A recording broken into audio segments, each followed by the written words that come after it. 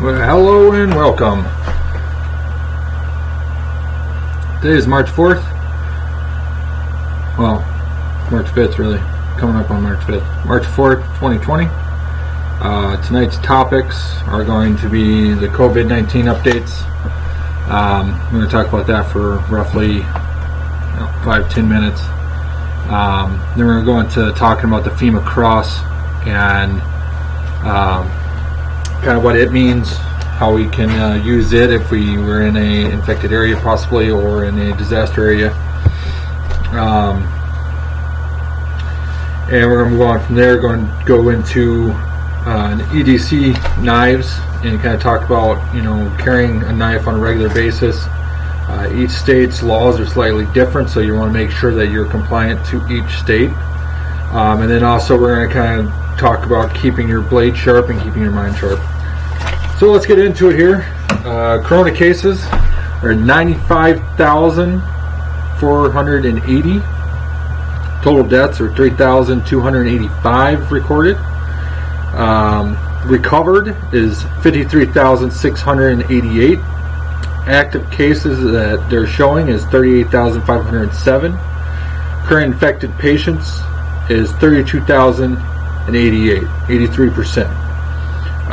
6,419 are in critical condition, and closed cases are at 56,973.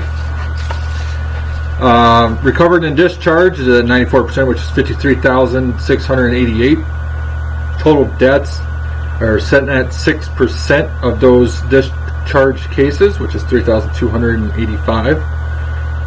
So the closed case is going to be a little different than what we're at live. So I mean, with people being sick, being open cases to closed cases, you're going to see a little bit difference in the percentage rate.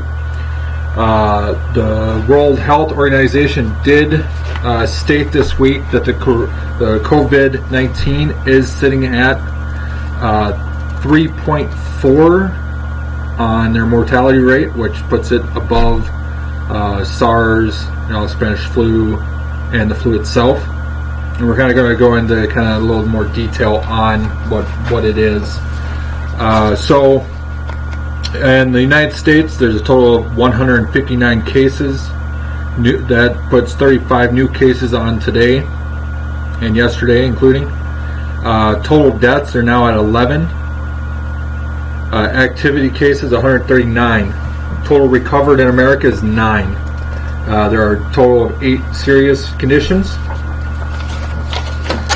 So what is COVID-19? So they released information on it and saying that the virus is actually SARS-CoV-2, which is a strand of SARS.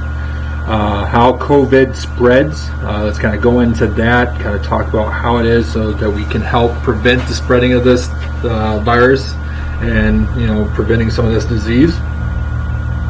So COVID-19 spreads from person to person. The virus is through to spread mainly from person to person between people are in close contact with one another within 6 feet. That's not saying that not to get too close to your family and stuff, but 6 feet, it's a little bit out there. So if somebody sneezes, coughs, and etc., that 6 foot radius could potentially put you in harm's way. It's through the respiratory droplets produced when an infected person coughs or sneezes. So it's not airborne, it's like an aerosol. So when somebody sneezes, that virus is attached to the water molecules, and then when that flies out in the air, it falls to the ground. So anything that those water droplets hit now become infected. So we don't have to really worry about it being in the air per se, but you definitely would want to, if you go to the store, use the sanitation wipes and just wipe down your carts, stuff like that. Carrying that hand sanitizer after you touch stuff in the stores. Clean your hands off. Don't touch your face, as I just touched my face a few minutes ago. It's a very hard habit not to do, is touching your face. These droplets can land in the mouth or the nose of people who are nearby, possibly inhaling them into their lungs. That's when we, if things get more worse here in America and we get a larger population that are infected, you definitely do not want people coughing in your face, sneezing in you. That's why being able to wear a respirator or just a dust mask to help kind of get some of that stuff out of your face. Wearing sunglasses, keeping it from getting inside your eyes, because those water droplets, they land inside your eyes, you're possibly going to get that virus. So people are considered to be the most contagious when they are most symptomatic, the sickest. Some spread might be possible before people show symptoms, therefore have been reported in occasionally new coronavirus, but this is not considered to be the main way of the virus spreading. We know this is, some people don't show a lot of symptoms. So we know that these asymptomatic people will still be able to spread this disease between people. So you want to make sure, even if you got a light cold or you don't really even feel fevers, to kind of take precautions now. Don't spread. If you feel bad, don't go to work. If you feel sick, if your kid's sick, don't send them to school. I know that there's a lot of days that you can't miss and stuff like that, but you don't want to put the whole rest of your community at risk being sick. So it spreads from contact of infected surface to objects. It may be possible that a person can get COVID-19 by touching a surface of an object that has the virus on it, and then touching their own mouth, nose, or possibly their eyes. But this is not thought to be the main way the virus spreads. Now, usually this virus spreads, we've seen over in other countries.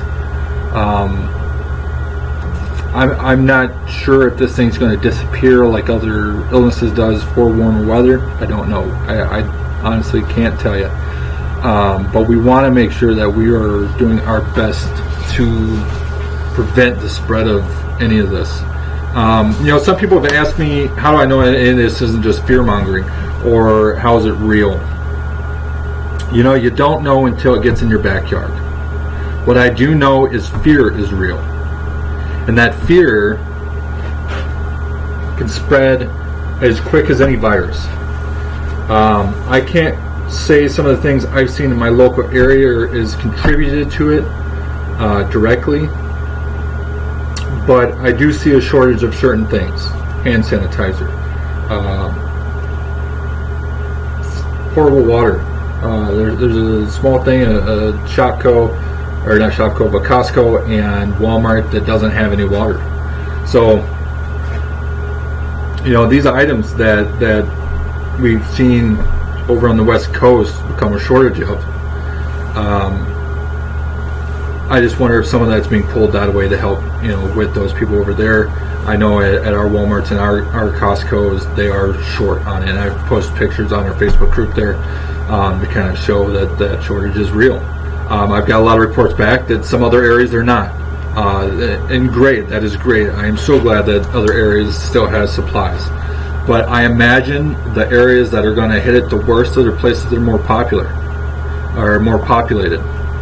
So, it's something to keep your eye on, let alone some of the snowstorms we had come through possibly could have affected, some of our supplies. I did hear that Wyoming out there had a big snowstorm, and some of the routes out there got shut down for 16 hours. So potentially that could have kind of slowed things down for us, and that could be why we're having a shortage. But personally, why not just have it on hand? Having some water, having some of the supplies. To me, preparing for something isn't just like saying preparing for the coronavirus, or I'm preparing for the end of the world, or I'm preparing. It's a way of life to get ahead of the curve. So by keeping yourself with certain items, it will help you maintain a structure where that you don't run out as fast, or you've already budgeted yourself up to that point. So you want to make sure that, let's say, like canned food. How many people have a pantry full of canned food? I mean, that's just basic things to have. So you're going to have it for a month's supply, 30 days, 60-day supplies, 90-day supplies.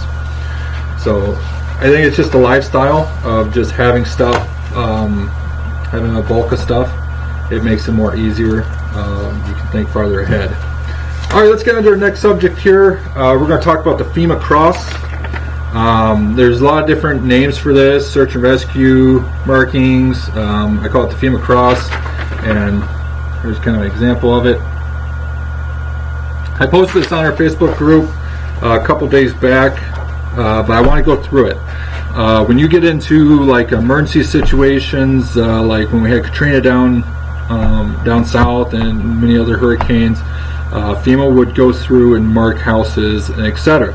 Well, without knowing what those marks mean, you could potentially be going into a situation that would be bad for you. So when they make the X, the very top of the X up here, they're going to put a time, a date that the rescue team left the structure. That's going to let you know when they were there. So if you're traveling through an area that a pandemic or anything that'd be in the disaster situation, you'd at least be able to tell what time rescue people were there. So that if you're trying to find help or you're just trying to get out of people's way, you can see when they were there last. To the right of that, that's where they're going to put notes, hazardous assessment. So they'll put like GL/WL, which would be gas/water leak. They'll do abbreviation for F/W, which would stand for food and water. EXT, exterior surveyed. Now, if they do an exterior survey of the place and notice that the inside is dangerous and they don't want to enter, that's what they would put. They'd put that exterior surveyed, or etc. Now, if I say something in some of these videos that don't really make a whole lot of sense, shoot me a message. Or if I say something wrong, shoot me a message. Let me know. Next episode, I'll correct that with all of our people and do it right. So let's go on to the bottom. So this very bottom portion of the X is the number of lives and the number of dead. So what they're going to let you know is if there's people in there alive or if there's people in there dead. It's something good to know. I mean, you don't want to go into a structure that has dead bodies in it, potentially diseases. So they'll use abbreviations down there like LB for live bodies, 0, which would indicate 0 bodies found, DB would be dead bodies, DOA, dead on arrival, or 0-0, 0 survivors, 0 corpses found. Alright, to the very far left, where it states it here, now this is where they're going to indicate which team had went into the structure or went and surveyed the area. So it would be your rescue teams, your identifiers. So say NYPD or police department, fire department, they're going to notate which one it was. So some of the notes on here that you would want to kind of pay attention to is upon entering a structure, they'll make a slash. Rescue workers will do a single slash to inform other rescue teams that searching is in progress. And it'll kind of look like if you took this away and it was a single slash across here, so that it indicates somebody's inside. If they do a box with an X in it, it means that it's dangerous and do not enter. So, knowing some of this stuff might help you in the future if you're ever in a disastrous situation or a pandemic kind of situation. So let's kind of move on to our next thing. EDC carries, and EDC knives especially. I carry one every day. I've been carrying a knife with me for 20 years or so, every day. The reason I do that is because I don't look at it as a weapon, I look at it as a tool. That tool helps me cut things open, helps me get out of sticky situations when I need to pry something apart. I have a couple of different types here. I'm a big fan of Gerber, and the reason why I'm a big fan of Gerber is their customer service. One, they make a pretty good knife, and to their customer service. Anytime I need like a extra set screw, or something goes wrong with the knife, or say like I lose a sheath or need a new belt clip for it, I contact them, I let them know. A lot of times they'll just send me one free. So this first one right here is a spring assisted, or spring open, assist open, that's what they call it, pocket knife, roughly about 3.5 inches blade. Here in Wisconsin we don't have a law that prevents us carrying sizes, so I can carry a full Bowie knife if I wanted to, but this is a Tonto blade with charades on it. The reason I like the Tonto blade is because the way it's designed, it helps penetrate if I'm stabbing into something. Really, that's one of the reasons I like it. So this has a nice little action to it. It kind of flips open. It's an open assist on this side. It's got a locking mechanism, so if it's back, you can't open it inside your pocket. You flip it forward, and you just slightly tap it open. You know, I've had this knife for a little while now. I would say it's a pretty good knife to carry. It stays sharp. It also comes with a nice little belt clip, pocket clip.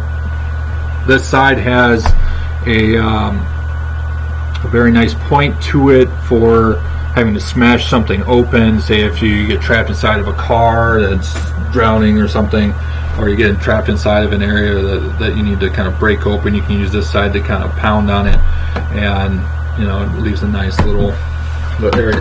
Now this is a Gerber tactical folder, special edition by Rex Applegate and Fairbanks.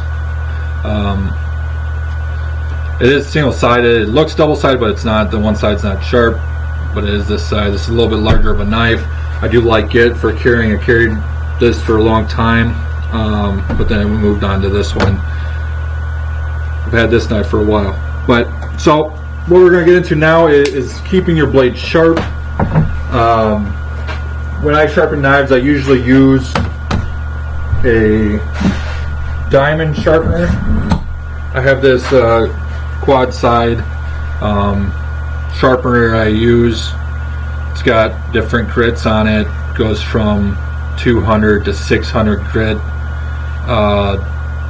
I've got other ones. I got a pile of sharpeners. One that even goes up to about 2,000 grit if I really want to get fancy, but I rarely ever use it. I just haven't found really that much of a point to it. If anybody has any suggestions on that, please just send me a message. So let's get into it. We're going to kind of sharpen a knife here and kind of talk about sharpening.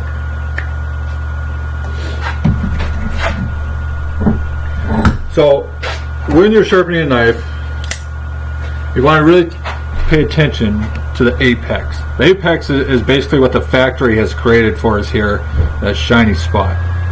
And you know, many people out there have talked about what angle to sharpen at. Everything from, you know, 18 degrees to 22 degrees. And the most successful thing I have found is just stick to the factory.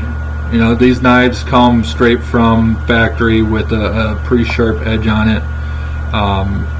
When you're cutting up an animal out in the field or processing something or cutting wood, you'll notice how fast the knife, doesn't matter how well it's sharp, it will go dull eventually.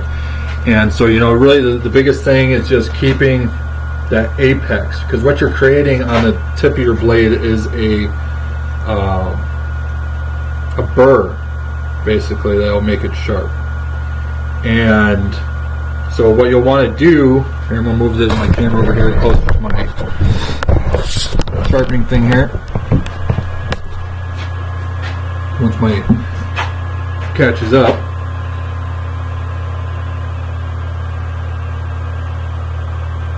now some people have whetstones. I like the diamond. I like the diamond sharpener. I think it works really good. You can use honing oils on this. It helps with the metal as you're sharpening. I've already oiled this down.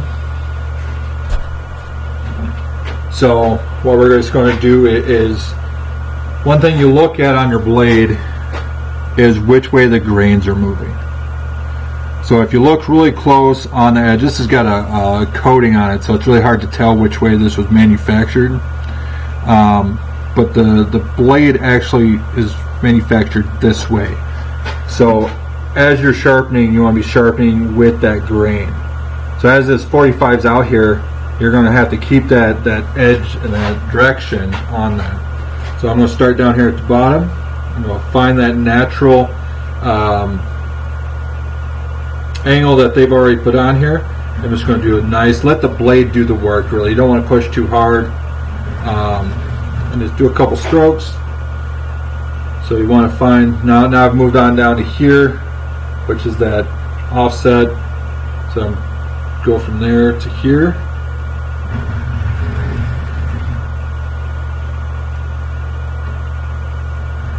Keep that angle at all times. That's your biggest friend, is making sure once you start an angle, keep that angle.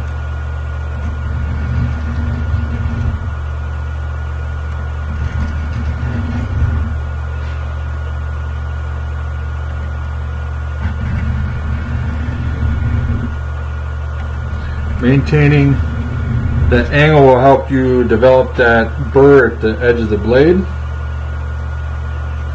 The reason I like these diamond sharpeners is because it doesn't take long. So what we're going to do is kind of do a paper test. It's probably the worst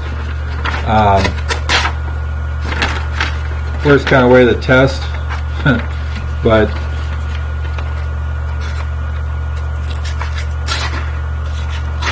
not sharp yet.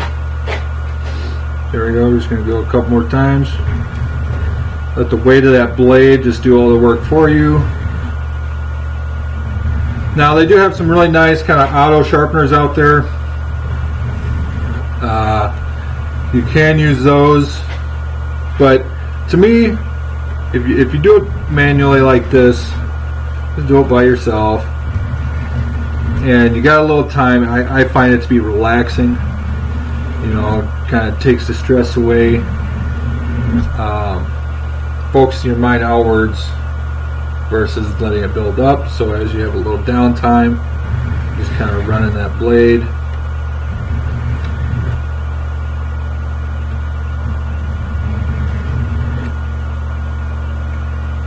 That's a little sharper.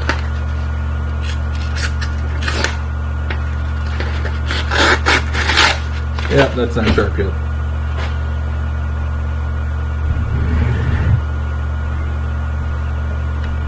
You want to make sure as you're sharpening this that you're keeping a nice even flow with it. The reason for that is what you're doing is building that burr up. You don't want missing spots in the blade. So at one point when you get in some good light and you're looking at your knife, you'll actually be able to get the angle just right and you'll be able to see that burr on the edge of that blade.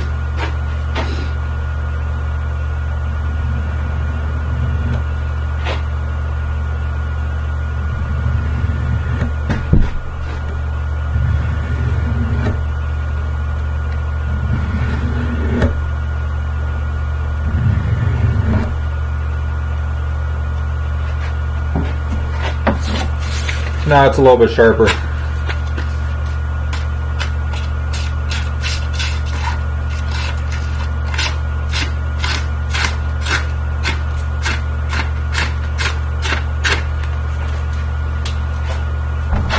Now the difference between the blade that you just saw and this one is the rounding of the blade versus this, following the contour of the metal is a little different. So what you want to do on these is figure out which direction that metal is coming from, and as that curve comes around, roll with it. So you're just going to go forward at the angle you want and then roll the blade outwards, and then that'll give you that nice even kind of curve with the blade. And remember, let that blade do all the work. You're not trying to force it, just trying to lightly get it on there. Yeah, this blade's already sharp. That's one of the reasons I'm a big fan of Gerber.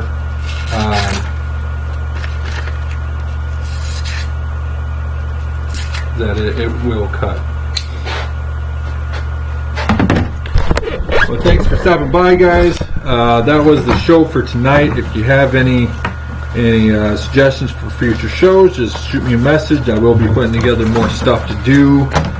Just a quick disclaimer, I have not given any financial advice, nor am I giving health advice. I'm simply stating the things that I'm going to do, kind of keeping track of current events around the world. And from there, keep true to our community, trying to build this thing up so that as things come through, we're not struggling as individuals as much, and we can trust one another more. I think with the things that we see in the world, it could be a scary world, trying to do it all by yourself, and one person just cannot know it all. And that's kind of why I talk with everybody I possibly can, and I try to get out there and try to get whatever information I get back out to more people. Some of it, it's truthful, some of it's so much. So, appreciate you guys for coming out. Looking forward to next week. Have a good night.